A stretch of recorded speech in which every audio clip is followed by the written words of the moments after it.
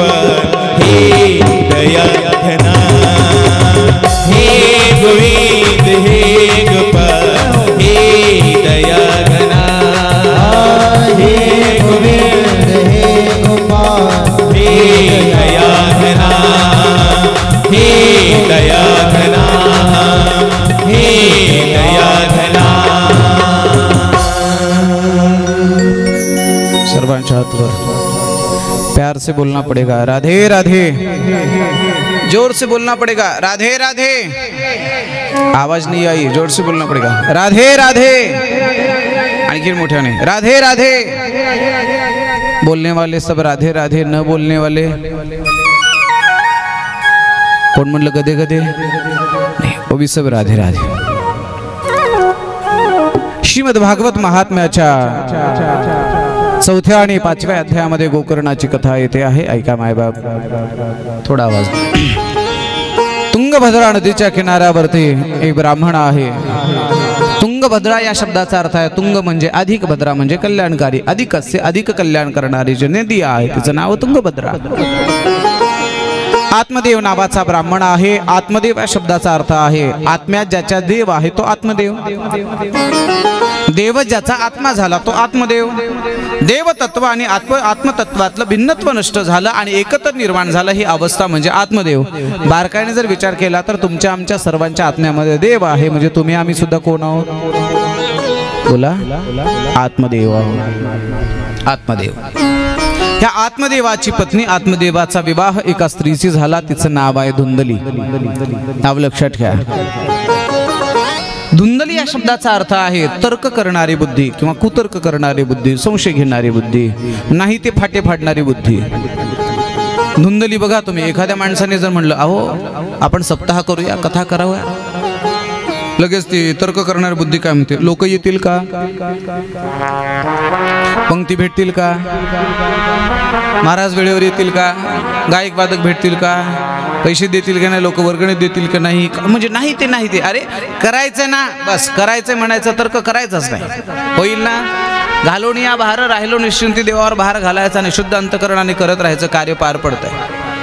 माणसं कशातही तर्क करतात महाराज, कशातही संशय घेतात। तर्क करणारी बुद्धी म्हणजे धुंदली आहे। तर्क करणारी बुद्धी, कशातही संशय घेणारी बुद्धी सांगू का, सांगेन मी आपल्याला। समजा तुम्ही रात्री कीर्तन करून घरी गेला, आता कीर्तनाला कशाला यायचं म्हणून तुम्ही चप्पल बूट आणलाच नाही, समजा तसंच गेलात, चालत गेलात, वाटेत तुमचा पाय कशाने तरी भरला, भरू नाही पण भरला, अंधार आहे, मोबाईलची बॅटरी डिस्चार्ज आहे, बॅटरी नाही, तुम्ही काय कराल पाय भरल्यावर, घरी गेल्यावर? हा, धुणार नाही, काय करणार? पटकन पाय धुणार आणि आपल्या आपल्या कामाला लागणार। जी धुंदली असते ना, धुंदली, ती एकच विचार करत राहते, नेमकं कशाने पाय भरला असं। लाईट लावावी तर लाईट गेलेली आहे, मोबाईल डिस्चार्ज आहे, आता काय करावं, दिसत नाही नेमकं कशाने पाय भरला असेल, काही गरज आहे का कशाने का भरला असेल ना। ती धुंदली काय करते माहिती आहे, तर्क करणारी बुद्धी, जिथे पाय भरला तिथे बोट लावते, काही गरज आहे का, नाकाजवळ आणलं पण योगायोगाने त्याला झालेली होती सर्दी, आता नाकाजवळ घेऊन सुद्धा मेळ बसला नाही, नेमकं कशाचं आहे, आता मी याच्या पुढे काही खाली येणार नाही, कळलं ना तुम्हाला, बस। नको त्या बाबतीमध्ये कामापेक्षा जास्त तर्क करत राहते, विनाकारण फाटे फोडत राहते, असं कुठं काय असतं का, असा विचार करणारी जी बुद्धी आहे त्या बुद्धीला म्हणायचं धुंदली। आत्मदेव परमार्थिक आहे, सात्विक आहे, पण धुंदली मात्र विचित्र आहे। गोष्ट सांगतो, बऱ्याच घरामध्ये नवरा परमार्थिक असतो पण बाई येडपट असते, तुमच्या इथं नाही, इथल्या सगळ्यात चांगल्या आहेत मावल्या। काही काही घरामध्ये माता मावल्या परमार्थिक असतात पण ही येडपट असतात बऱ्याच।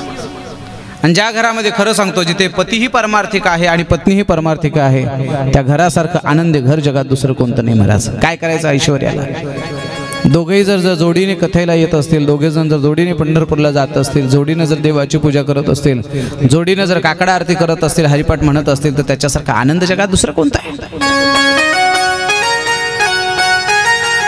दोघांनी मस्तपैकी असं भजन केलं पाहिजे।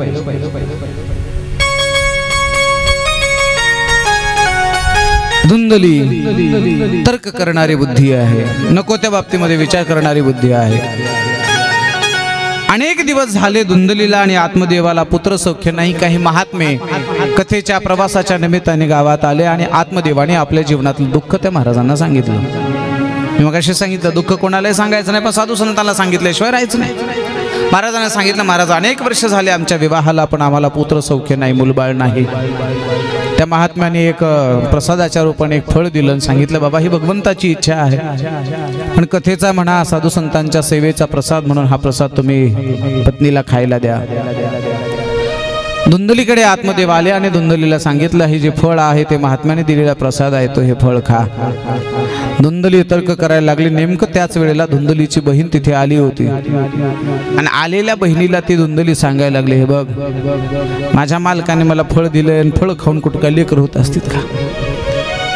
बरं लेकर बी झाले तर किती अवघड आहे म्हणे त्या लेकराचं. लालने पालने दुःखम प्रसूतायाश्च वर्तते वंध्यावा विधवा नारी सुखिनी चेते मे मतीही. काय म्हणते माहितीये का?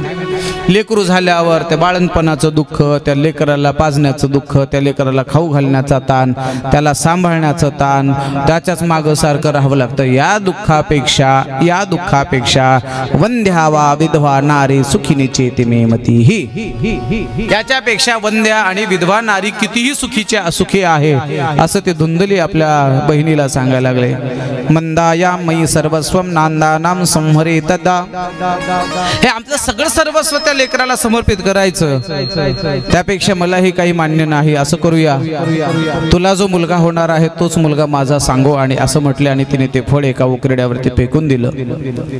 ते फळ एका गायीने सेवन केलं. गायीने खाल्लं तेव्हा त्या गायीला एक मनुष्याकृती पुत्र झाला. त्याचे कान होते गायीसारखे आणि शरीर होतं माणसासारखं. त्याचं नाव आहे गो अधिक कर्ण इति गोकर्ण. आणि हिला झालेला जो मुलगा आहे त्याचं नाव होतं धुंदुकारी.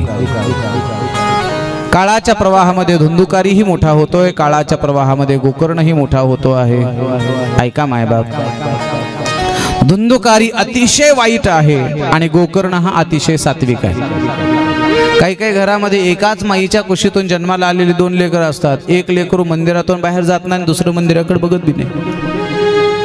एक लेकरू देवधर्म म्हटलं, अन्नदान म्हटलं की लगेच तयार होतं, दुसरं मात्र देवाचं नाव घेतलं की तळपायाची मुंगी मस्तकाला जाते. काय परमेश्वराची सूत्रात मला माहित नाही.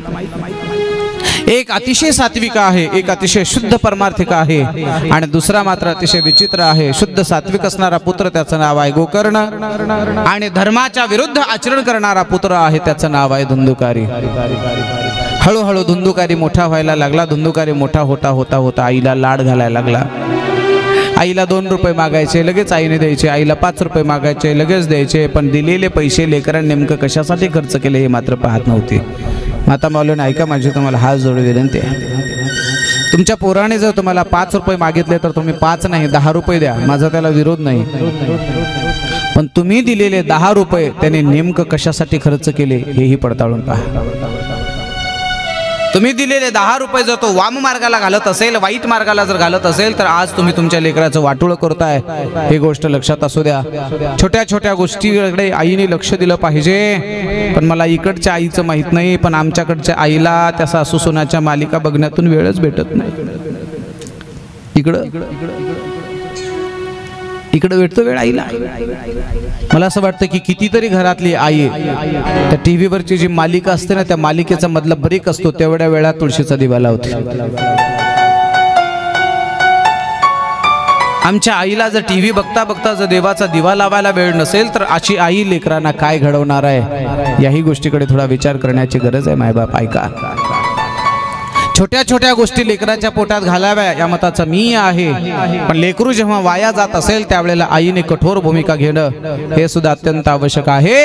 हळूहळू गोकर्णाच्या अपेक्षा वाढल्या, विलास वाढला, घरातल्या चोऱ्या करायला लागला. घरातल्या चोऱ्या करता करता करता करता शेजारच्या चोऱ्या करायला लागला. एक दिवस हे गाराने बापाकडे आलं आणि बापाने पोराला जवळ बोलावून घेतलं, सांगितलं, हे गोकर्णा, काय बाबा, अरे चोऱ्या करणं चांगलं नाही, धर्मानुसार वागलं पाहिजे, आपण पवित्र माणसं. हो माहिती आहे, का वागतोय असा अधर्माने, असं वागू नको. धुंदुकारीने ऐकायला पाहिजे होतं, पण धुंदुकारी बापाचं ऐकत नाही, उलट बापाला विरुद्ध बोलायला लागला, उलट बोलायला लागला. बापाला शिव्या द्यायला लागला आणि बापाच्या अंगावर मारायला धावला. ऐका, बाजूला दुसरा पोरगा उभा आहे, त्याचं नाव आहे गोकर्ण. हा गोकर्ण आपल्या वडिलाकडे पाहतोय आणि बापाला म्हणतोय, सगळ्या बापांनी लक्ष देऊन ऐका, सगळे बाप ऐकताय ना तुम्ही ऐकताय ना. एक पोरगा बापाला शिव्या देतोय आणि दुसरा पोरगा बापाला समजावून सांगतोय. काय म्हणतोय ऐका, असारम खलु संसारो. बाबा, हा सगळा संसार मिथ्याचा आहे, मिथ्या आहे, खोटा आहे.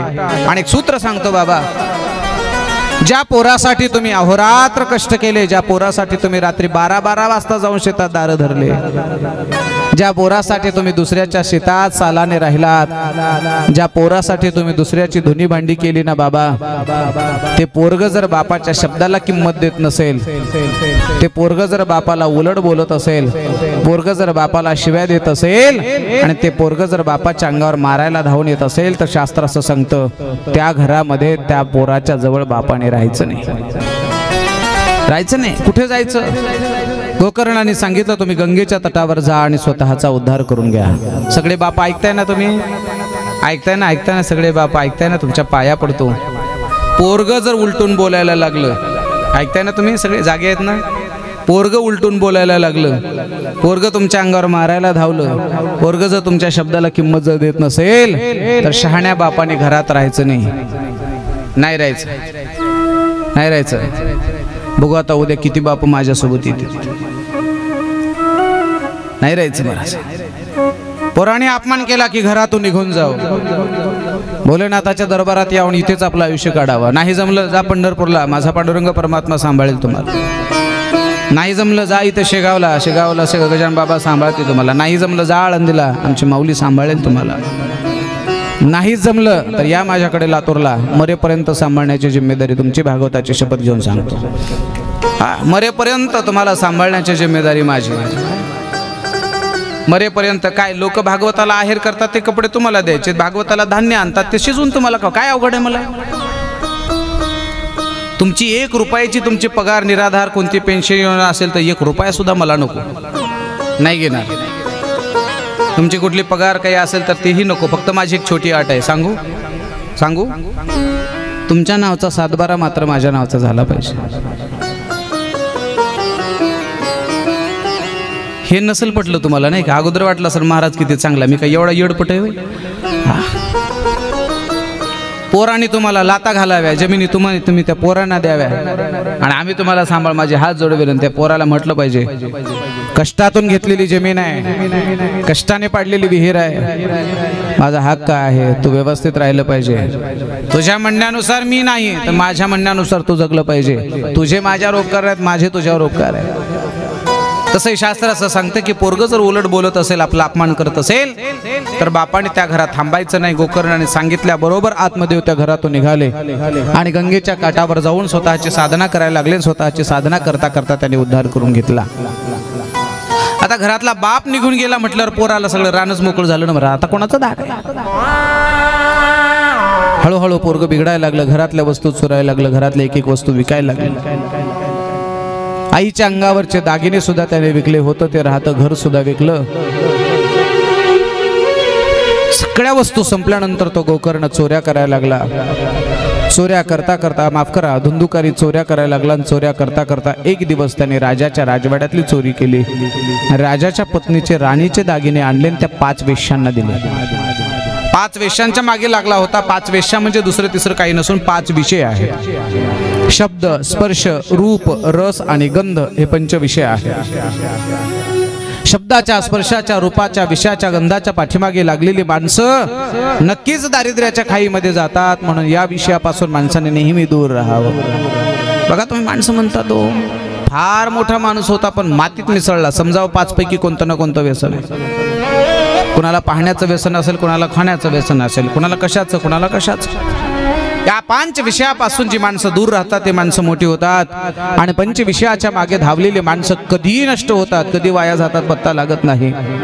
5 स्त्रियांच्या, 5 विषयांच्या पाठीमागे लागलेला तो धुंदुकारी.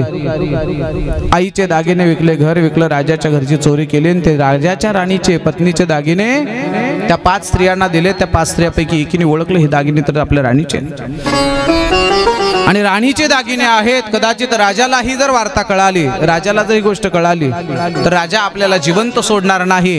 मग चोरीचा पत्ता लागू नये म्हणून ज्याने दागिने आणून दिले त्याला मारून टाकू. त्यावेळेला त्या 5ही जणीने तोंडामध्ये जळते निखारे टाकले आणि धुंदुकारीला जाग्यावर मारून टाकलं. महाराज शास्त्र असं आहे, जी माणसं अधर्मानुसार वागतात, जी माणसं धर्मानुसार वागतात त्याचा शेवट सुद्धा वाईट होतो. फक्त ती वेळ येण्याची वाट पाहावी लागते. मायबाप धुंदुकारीचा मृत्यू झाला. हाच गोकर्ण पुढे काळाच्या प्रवाहामध्ये मोठा होतोय आणि सात्विकतेने आपलं जीवन व्यतीत करतोय. ही गोकर्णाची कथा. पुढे धुंदुकारीचा मृत्यू झाल्यानंतर धुंदुकारी हा पिशाची योनीमध्ये जात आहेत आणि धुंदुकारी मरत असताना आता वरच्या जागेवरून तो धुंदुकारी आता गोकर्णाला हाक मारायला लागला, म्हणायला लागला, दादा अरे जिवंत असताना तुला मी नीट बोललो नाही, माझं तुला द्यायचं तर सोड, तुझं सुद्धा तुला नीट खाऊ दिलं नाही. बरेच भाऊ असे असतात महाराज, आपलं तर सोडत नाहीत पण भावाचं सुद्धा सोडत नाही. तुझे सुद्धा वाटणी मीच घेतली रे गोकर्णा, तुला घराच्या बाहेर काढलं रे, त्यावेळेला मला अज्ञानाच्या धुंदीमध्ये सुचलं नाही. गोकर्णा मला क्षमा कर, मला माफ कर, प्रचंड मोठा त्रास मला या पिशाची योनीमध्ये होतोय, यातून मला काही कर पण बाहेर काढ. गोकर्णाने कसा का असेना आपण भाऊ आहे, बंधू आहे, बंधू प्रेमा खातीर त्याने पिंडदान वगैरे विधी केला तरी सुद्धा त्याला मुक्ती मिळत नाही. मग गोकर्णाने काही साधूंचा सहवास घेतला, साधूंचा सल्ला घेतला. साधूंनी सांगितलं पिशाची योनीमधल्या धुंदुकारीला उद्धार करायचा असेल तर एक कथा आहे, त्या कथेचं नाव आहे श्रीमद भागवत कथा. भागवताची कथा आयोजित करा. त्यावेळेला गोकर्णाने भागवताची कथा आयोजित केली पण भागवताच्या कथेमध्ये भूतांना प्रवेश नसतो. पिशाची योनीमध्ये धुंदुकारी हा तर भूत आहे. भागवताच्या कथेमध्ये भूत येत नसतात. बोला भागवताच्या कथेला कोण येतात? बोला बोला बोला ना. भागवताच्या कथेला कोण येतात? माणसं. बरोबर आहे. कोण येतात? माणसं. आणि कोण येत नाहीत? कळलं की नाही तुम्हाला?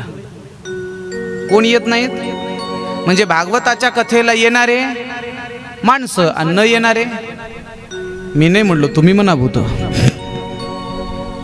या भूतांना भागवताच्या कथेत येता येत नाही. मग काय करावं? त्या कथेच्या मंडपाच्या बाजूला एक वेळूचा आळा होता, बाशाची कांड होती.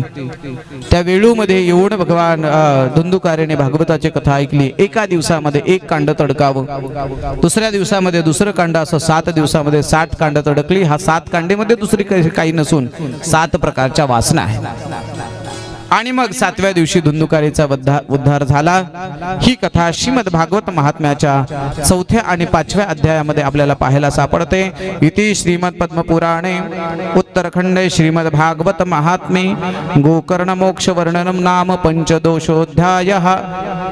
पंचमोऽध्यायः.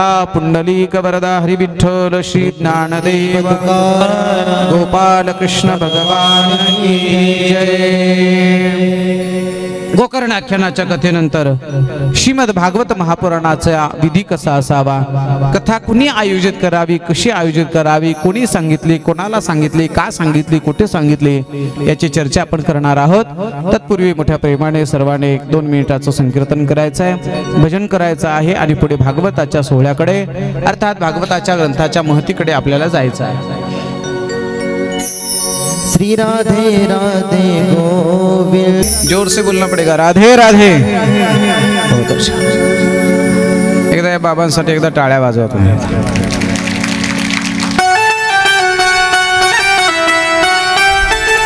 खरं सांगू काय मायबाप, नाचावं तर प्रत्येकालाच वाटतंय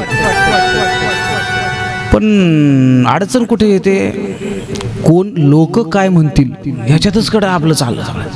काळजी करू नका, आपल्याला नाचायचं, फक्त थोडा वेळ आहे, जरा नाचवायचं आपल्याला, सगळ्यांना नाचायचं, मस्त आनंद घ्यायचा. श्री राधे राधे गोविंद गोविंद राधे. प्यार से बोलना पड़ेगा. राधे राधे. एक बार बोलो ना जोर से. राधे राधे. प्यार से बोलना पड़ेगा. राधे राधे. जोर से बोलना पड़ेगा. राधे राधे. दिल से बोलना पड़ेगा. राधे राधे. बहुत अच्छा. श्रीमद भागवत महापुराणाच्या पहिल्या अध्यायाकडे आपण येतोय. भागवताची सुरुवात फार महत्वाची आहे. मी भागवताचा आता पहिला श्लोक गाणार आहे. तो श्लोक गायल्यानंतर मी तुम्हाला एक छोटासा प्रश्न विचारणार आहे. थोडा साधा प्रश्न आहे. त्या प्रश्नाचं उत्तर तुम्ही मला द्यायचं आहे. द्याल? श्लोक बारकाईने ऐका. जन्मादस्य तन्वयादितरतश्चार्तेष्वभिज्ञस्वराट् तेने ब्रह्मरदाय आदिकवये मुह्यन्ति यत्सूरयाः तेजोवारि मृदां यथा विनिमयो यत्र त्रिसर्गो मृषा धाम्ना स्वेन सदा निरस्तकुहकं सत्यं परमधीमहि. हा भागवताच्या पहिल्या अध्यायाचा पहिला श्लोक आहे. ऐकला ना तुम्ही सर्वांनी लक्ष देऊन? मला या श्लोकाचा अर्थ सांगा. बसलेले माणसं म्हणते मग आम्हाला कळत असल्यावर तुला कशाला आणलं असतं. मी एवढा अवघड प्रश्न विचारणार ना. मी साधा सोपा प्रश्न विचारतो. पुन्हा एकदा श्लोक ऐका. जन्मादस्य तन्वयादितरतश्चार्तेष्वभिज्ञस्वराट् तेने ब्रह्महृदाय आदिकवये मुह्यन्ति यत्सूरयाः तेजोवारि मृदां यथा विनिमयो यत्र त्रिसर्गो मृषा धाम्ना स्वेन सदा निरस्तकुहकं सत्यं परमधीमहि. पहिला श्लोक जो आहे भागवताचा तो म्हणजे हा. या श्लोकाचं पहिलं अक्षर माहिती आहे तुम्हाला? पहिलं अक्षर कोण सांगेल? कोण सांगेल? नाही ऐकला तुम्ही श्लोक? 3दा म्हटलो मी. म्हणजे तुम्ही झोपले होते का? आता सांगा. आता जन्मादस्य तन्वयादितरतश्चार्तेष्वभिज्ञस्वराट् तेने ब्रह्महृदाय आदिकवये मुह्यन्ति यत्सूरयाः तेजोवारि मृदां यथा विनिमयो यत्र त्रिसर्गो मृषा धाम्ना स्वेन सदा निरस्तकुहकं सत्यं परमधीमहि. ऐकला ना? आता सांगा पहिलं अक्षर. बोला ना.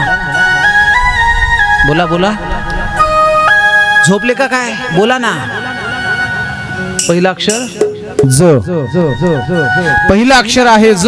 आता मी शेवटचा श्लोक गातो. पुन्हा एक प्रश्न विचारणार आहे. लक्ष देऊन ऐका.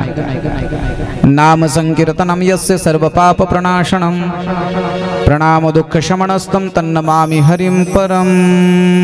हा भागवताचा शेवटचा श्लोक आहे. 18,000वा श्लोक आहे.